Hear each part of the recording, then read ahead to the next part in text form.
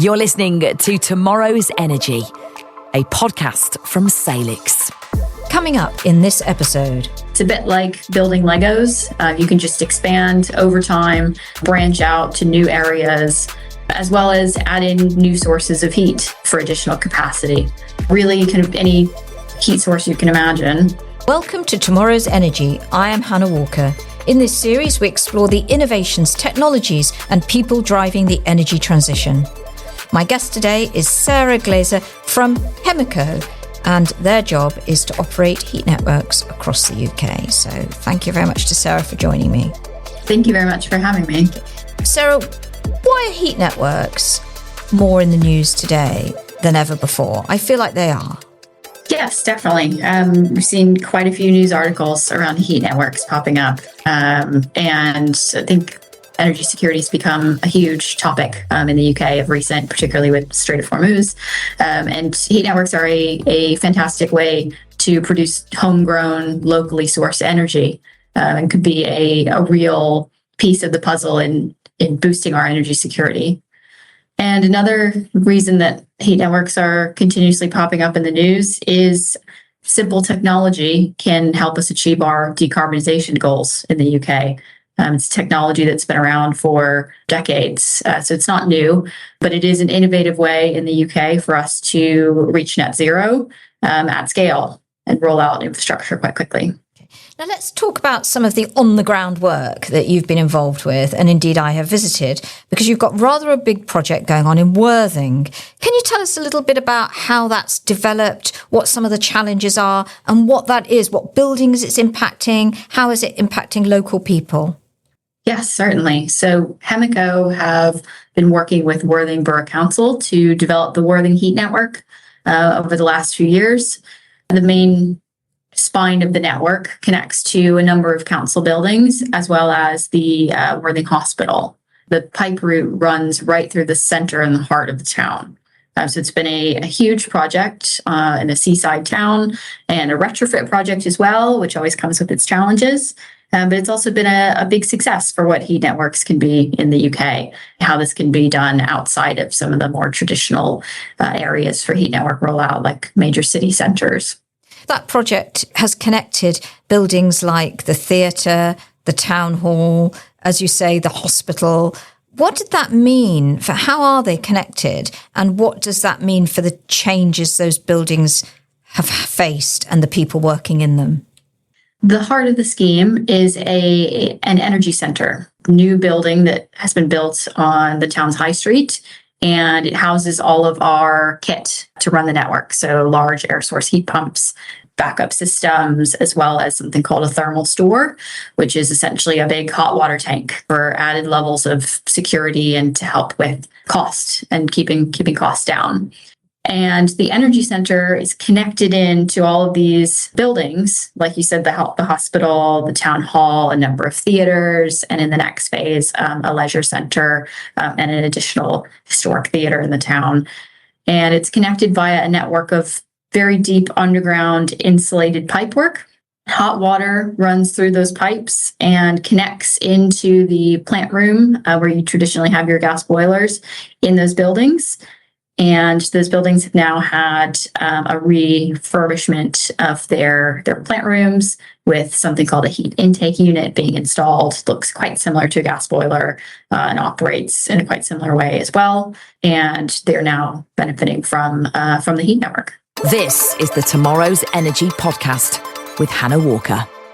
How do you then future-proof that network? Because presumably there are going to be more new developments built possibly in Worthing. What about new development housing, for example, flats? Can they get connected? How does that work?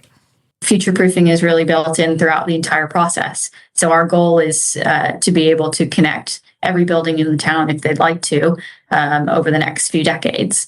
That planning started at the outset of the network with the sizing of the pipes in order to allow for further connections. We also, when those deep underground pipes are laid, build in a bit of a tee, essentially, where you can tee off to another area of the town. It's a bit like building Legos. You can just expand over time, branch out to new areas, as well as add in new sources of heat for additional capacity. You can build additional energy centers using different sources of heat. For example, we can utilize air source heat pumps, river source heat pumps, energy from waste, energy from data centers, really kind of any heat source you can imagine in order to boost capacity as well.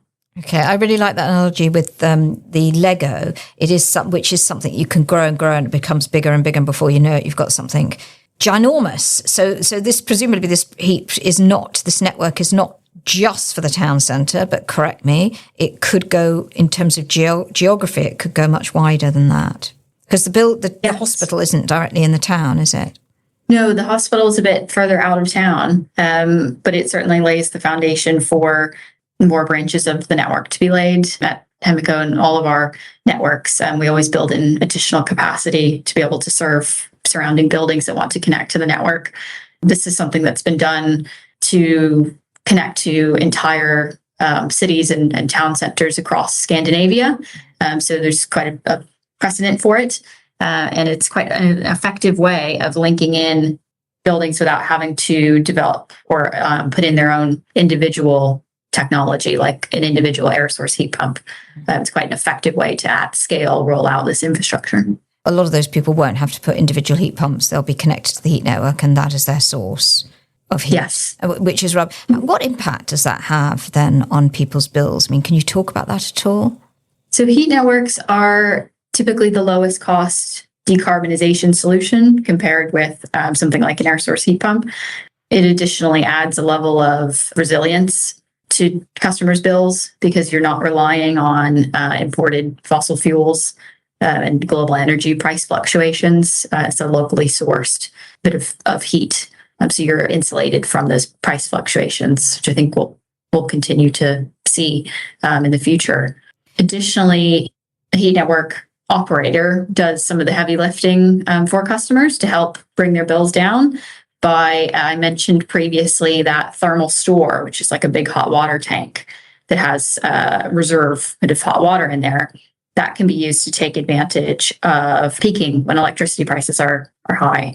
It's something you could individually do if you had your own air source heat pump, but you would have to, as the customer in your individual home, you would have to do that yourself. With Heat Network, we do that for customers. This is the Tomorrow's Energy podcast.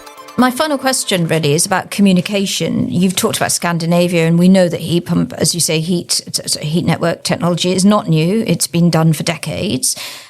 Do you think that we are good enough at communicating this? Or do you think it doesn't matter? Do you think people don't need to get it in terms of where their heating has come from?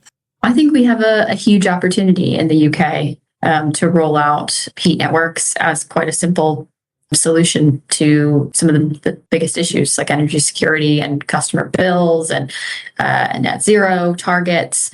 And I think our communications can play a huge role in that. There would be an enormous benefit. I've seen it in different projects that we've worked on, that having the community on board and understanding why they're seeing construction work, why they're feeling disruption from the outset is enormously helpful, because I think if you understand the longer term purpose of that disruption, it's much more digestible. Thank you for listening to Tomorrow's Energy, and a big thank you to Sarah. Don't forget to look out for our next episode and join us as we continue exploring the ideas, innovations and people shaping our energy transition. In the meantime, don't forget to subscribe to our channels and consider listening to our sister podcast, The Decarbonisation Dialogue. Any thoughts, please email us at podcast@salixfinance.co.uk. Big thank you to Sarah. Thank you very much for having me. You've been listening to Tomorrow's Energy, a podcast from Salix. For information about our work and more content, visit salixfinance.co.uk/podcasts.